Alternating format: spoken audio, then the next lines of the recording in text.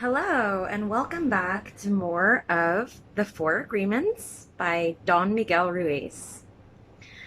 I have to apologize. In my last video, I said that I would be back in the next video with the first agreement, but actually there's one more section just before the first agreement that we need to cover, and it's called Domestication and the Dream of the Planet.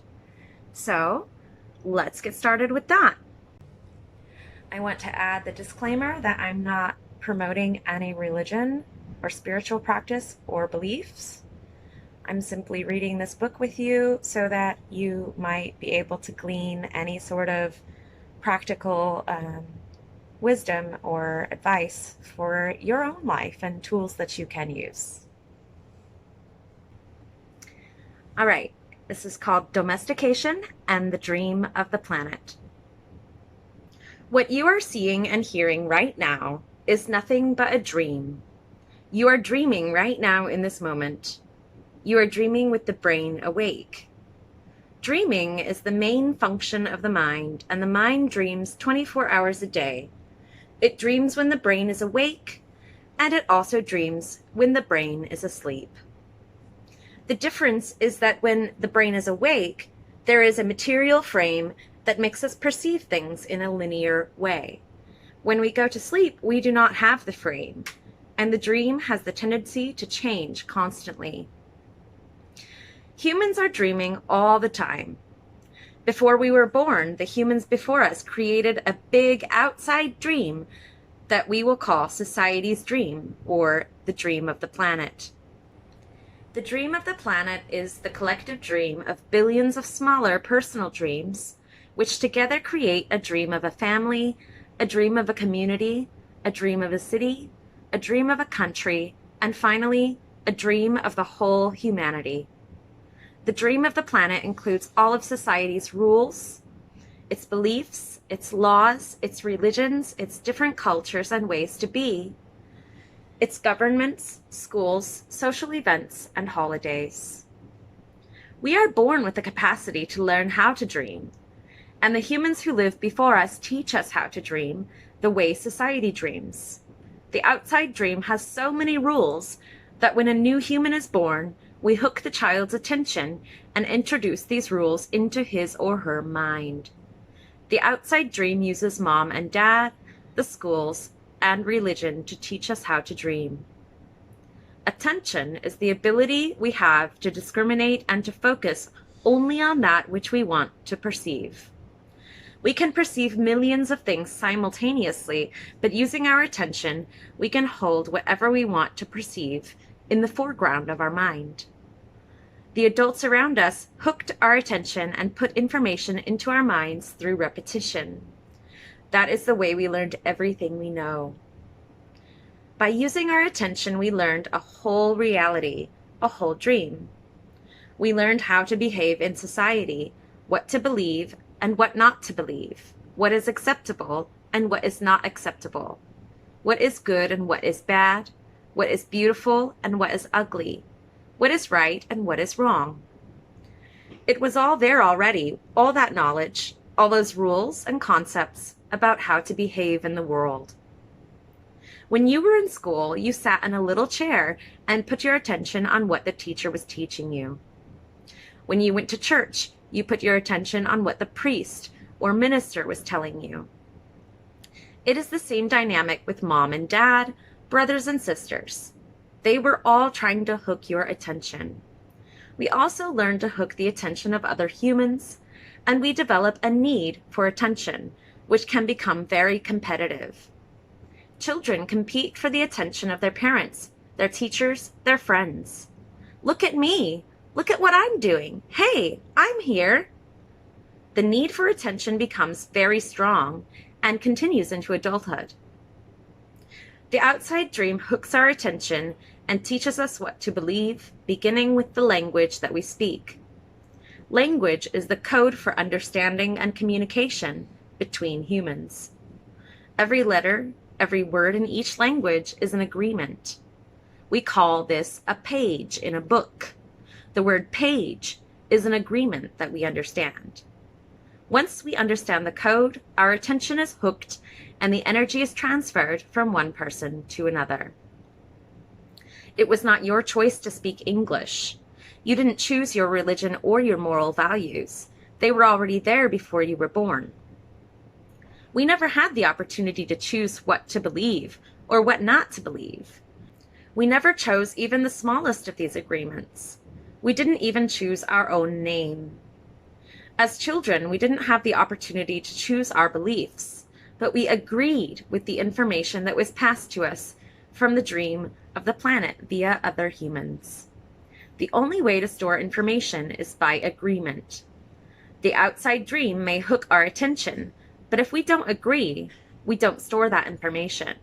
As soon as we agree, we believe it. This is called faith. To have faith is to believe unconditionally. That's how we learn as children. Children believe everything adults say. We agree with them, and our faith is so strong that the belief system controls our whole dream of life. We didn't choose these beliefs, and we may have rebelled against them, but we were not strong enough to win the rebellion. The result is surrender to the beliefs with our agreement. I call this process the domestication of humans. And through this domestication, we learn how to live and how to dream. In human domestication, the information from the outside dream is conveyed to the inside dream, creating our whole belief system. First, the child is taught the names of things: mom, dad, milk, bottle. Day by day at home, at school, at church, and from television, we are told how to live, what kind of behavior is acceptable. The outside dream teaches us how to be a human. We have a whole concept of what a woman is and what a man is. And we also learn to judge. We judge ourselves, judge other people, judge the neighbors. Children are domesticated the same way that we domesticate a dog, a cat, or any other animal. In order to teach a dog, we punish the dog and we give it rewards. We train our children, whom we love so much, the same way that we train any domesticated animal, with a system of punishment and reward. We are told, "You're a good boy," or "You're a good girl," when we do what mom and dad want us to do. When we don't, we are a bad girl or a bad boy.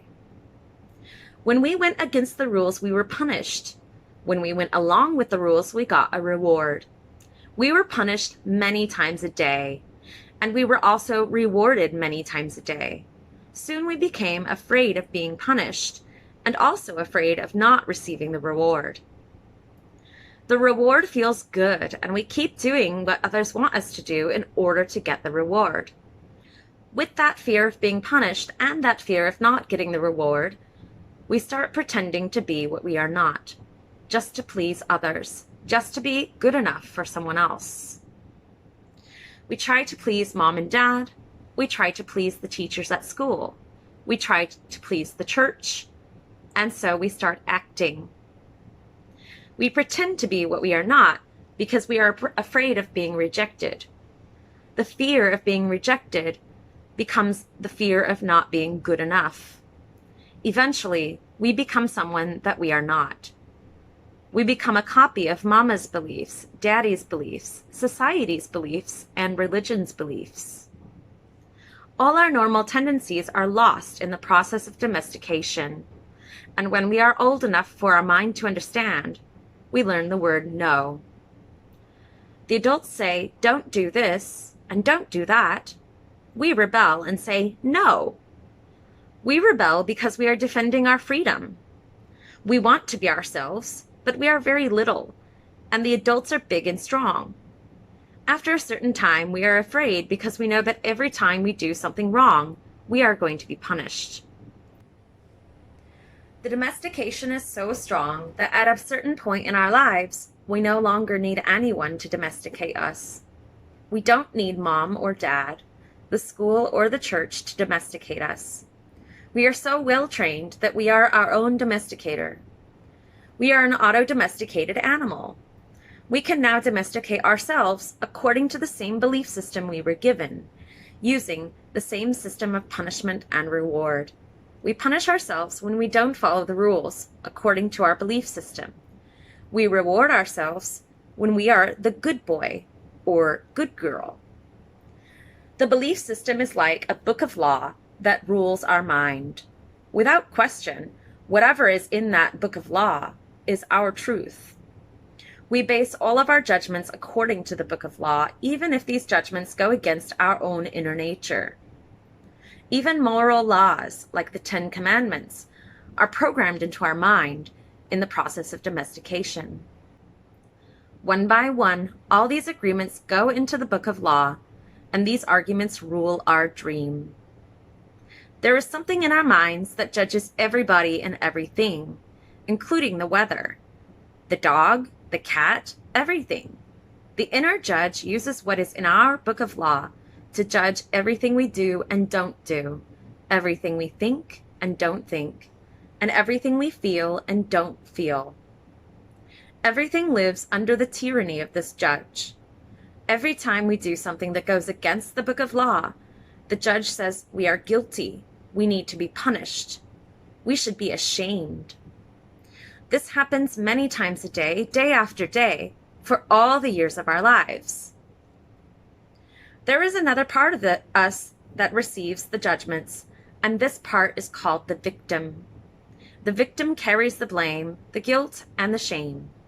It is the part of us that says, poor me, I'm not good enough, I'm not intelligent enough, I'm not attractive enough, I'm not worthy of love, poor me. The big judge agrees and says, yes, you are not good enough. And this is all based on a belief system that we never chose to believe. These beliefs are so strong that even years later, when we are exposed to new concepts and try to make our own decisions, we find that these beliefs still control our lives. Whatever goes against the book of law will make you feel a funny sensation in your solar plexus, and it's called fear. Breaking the rules in the book of law opens your emotional wounds, and your reaction is to create emotional poison. Because everything that is in the book of law has to be true, anything that challenges what you believe is going to make you feel unsafe. Even if the book of law is wrong, it makes you feel safe. That is why we need a great deal of courage to challenge our own beliefs. Because even if we didn't choose all these beliefs, it is also true that we agreed to all of them. The agreement is so strong that even if we understand the concept of it not being true, we feel the blame, the guilt, and the shame that occur if we go against these rules. Just as the government has a book of laws that rule the society's dream, our belief system is the book of laws that rules our personal dream. All these laws exist in our mind. We believe them, and the judge inside us bases everything on these rules. The judge decrees, and the victim suffers the guilt and punishment. But who says there is justice in this dream? True justice is paying only once for each mistake. True injustice is paying more than once for each mistake. How many times do we pay for one mistake? The answer is thousands of times. The human is the only animal on earth that pays 1,000 times for the same mistake. The rest of the animals pay once for every mistake that they make, but not us. We have a powerful memory. We make a mistake, we judge ourselves, we find ourselves guilty, and we punish ourselves. If justice exists, then that was enough. We don't need to do it again. But every time we remember, we judge ourselves again. We are guilty again, and we punish ourselves again and again and again. If we have a wife or a husband, he or she also reminds us of the mistake, so we can judge ourselves again, punish ourselves again, and find ourselves guilty again. Is this fair? How many times do we make our spouse, our children, or our parents pay for the same mistake? Every time we remember the mistake, we blame them again and send them all the emotional poison we feel at the injustice, and then we make them pay again for the same mistake. Is that justice? The judge in the mind is wrong because the belief system, the book of law, is wrong.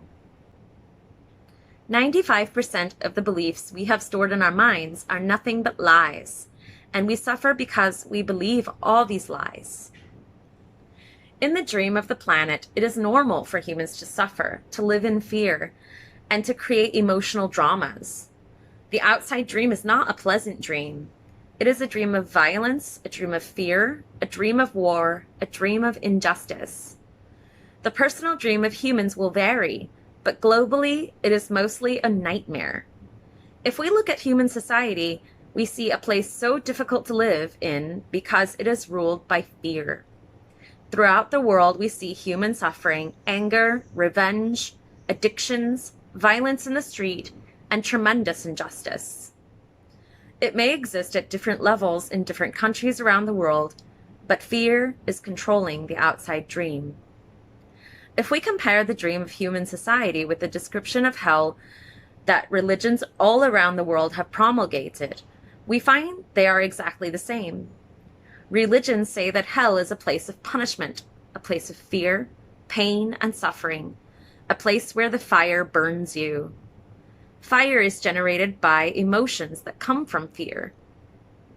Whenever we feel the emotions of anger, jealousy, envy, or hate, we experience a fire burning within us. We are living in a dream of hell. If you consider hell as a state of mind, then hell is all around us. Others may warn us that if we don't do what they say we should do, we will go to hell. Bad news. We are already in hell, including the people who tell us that. No human can condemn another to hell because we are already there. Others can put us into a deeper hell, true, but only if we allow this to happen. Every human has his or her own personal dream, and just like the society dream, it is often ruled by fear. We learn to dream hell in our own life, in our personal dream. The same fears manifest in different ways for each person, of course, but we experience anger, jealousy, hate, envy, and other negative emotions. Our personal dream can also become an ongoing nightmare where we suffer and live in a state of fear. But we don't need to dream a nightmare. It is possible to enjoy a pleasant dream. All of humanity is searching for truth, justice, and beauty.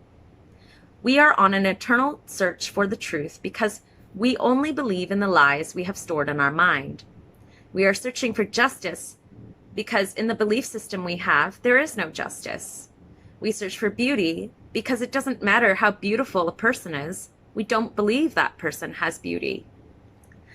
We keep searching and searching when everything is already within us. There is no truth to find. Wherever we turn our heads, all we see is the truth. But with the agreements and beliefs we have stored in our mind, we have no eyes for this truth. We don't see the truth because we are blind. What blinds us are all those false beliefs we have in our mind. We have the need to be right and to make others wrong. We trust what we believe, and our beliefs set us up for suffering. It is as if we live in the middle of a fog that doesn't let us see any further than our own nose. We live in a fog that is not even real. This fog is a dream, your personal dream of life, what you believe, all the concepts you have about what you are, all the agreements you have made with others, with yourself, and even with God. Your whole mind is a fog, which the Toltecs called a mitote. Your mind is a dream where 1,000 people talk at the same time, but nobody understands each other. This is the condition of the human mind, a big mitote. And with that big mitote, you cannot see what you really are. In India, they call the mitote Maya, which means illusion. It is the personality's notion of I am. Everything you believe about yourself and the world, all the concepts and programming you have in your mind, are all the mitote. We cannot see who we truly are. We cannot see that we are not free. That is why humans resist life. To be alive is the biggest fear humans have. Death is not the biggest fear we have. Our biggest fear is taking the risk to be alive. The risk to be alive and express what we really are.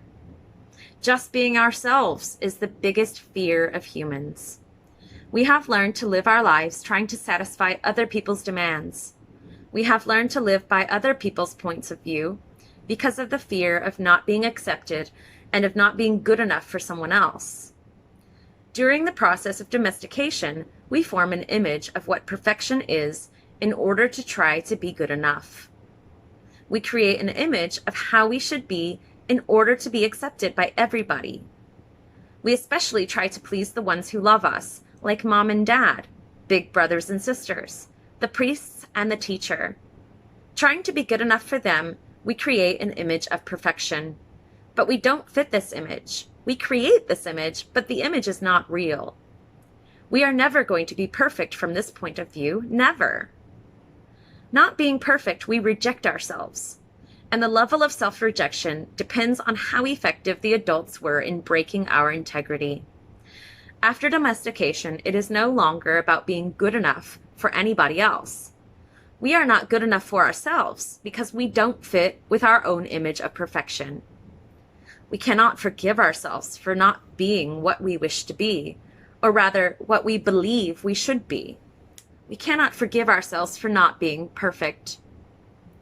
We know we are not what we believe we are supposed to be, and so we feel false, frustrated, and dishonest.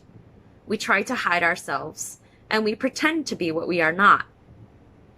The result is that we feel unauthentic and wear social masks to keep others from noticing this. We are so afraid that somebody else will notice that we are not what we pretend to be. We judge others according to our image of perfection as well, and naturally they fall short of our expectations. We dishonor ourselves just to please other people. We dishonor ourselves just to please other people.